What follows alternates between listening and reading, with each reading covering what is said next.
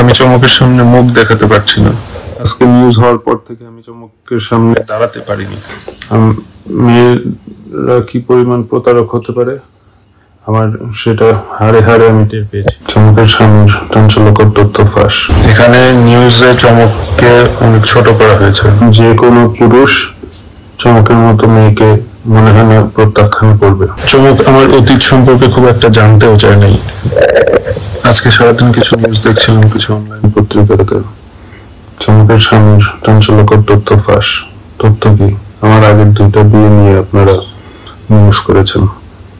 হ্যাঁ, 2টা বিয়ে করেছিলাম শরীয়ত মোতাবেক, এবং শরীয়ত মোতাবেকই 2টি ডিভোর্স হয়েছিল।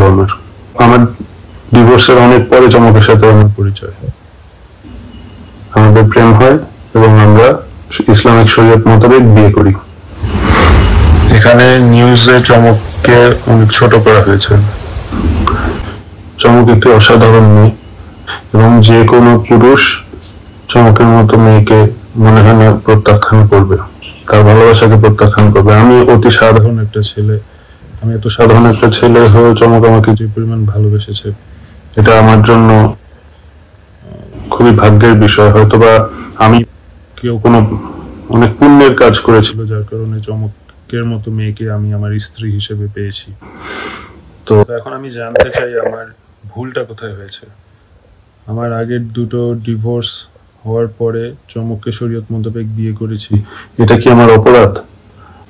মানুষ তো এখন অনেক অনৈতিকভাবে একসাথে থাকছে, বিবাহ বহির্ভূত সম্পর্কে লিপ্ত হচ্ছে। আমি তো এই ধরনের কিছু করিনি। আমার তো চমকের সাথে পরিচয় ডিভোর্সের অনেক পরে। চমক আমার অতীত সম্পর্কে খুব একটা জানতেও চায় নাই।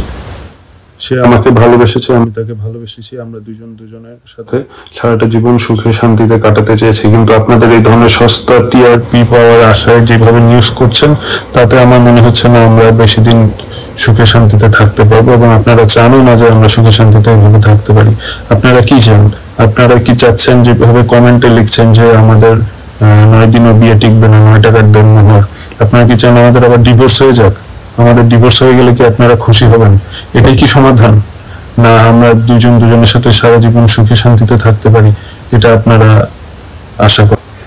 আমার 2টো ডিভোর্স হওয়ার পরে আমার তো ভরসাই উঠে গিয়েছিল। মেয়েরা কি পরিমাণ প্রতারক হতে পারে আমার সেটা হাড়ে হাড়ে আমি টের পেয়েছি।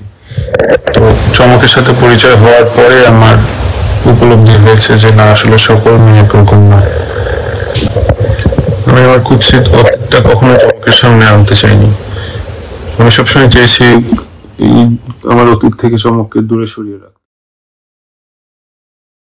নিউজগুলোর কারণে আমার অতীত বারবার চমকের সামনে চলে আসছে।